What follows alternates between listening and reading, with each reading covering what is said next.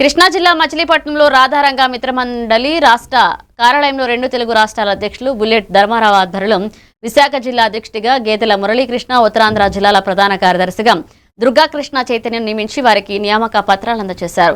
ఉత్తరాంధ్ర జిల్లా అధ్యక్షులు కుంచే దత్తాత్రేయులు సహకారంతో కమిటీ ఏర్పాటును శుభకార్యంగా వివరించారు.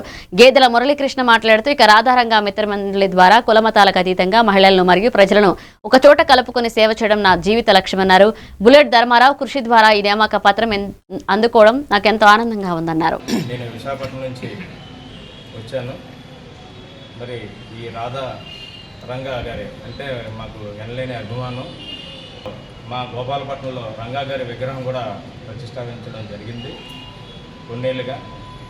మరి ధర్మారావు గారి గురించి కూడా ఆయన మరి రంగా గారి వీరాభిమానిని తెలిసి అలాగే ఆయన వాణిని యుఎస్ఏలో కూడా వినిపించి మచిలీపట్నంలో రాధారంగ మిత్రమండలి రాష్ట్ర కార్యాలయం నందు ఒక పండగ వాతావరణం నెలకొంది.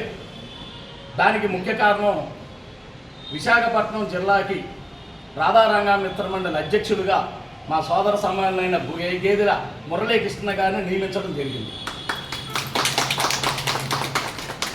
అలాగే ఉత్తరాంధ్ర జిల్లాలకి కుంచే దత్తాత్రేయులు గారిని గతంలో నియమించాం 5-6 నెలల క్రితం.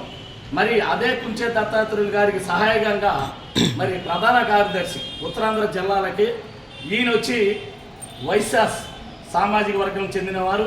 మొదటి నుంచి రంగా గారంటే వీరాభిమానం.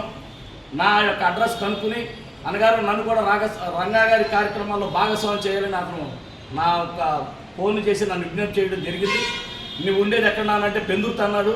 వెంటనే మన కుంచే దత్తాత్రేయులు గారు ఉత్తరాంధ్ర జిల్లాల అధ్యక్షుడు కాబట్టి ఆయన సంప్రదించమన్నాను. ఆయన సంప్రదించి ఈ రోజున వీళ్ళు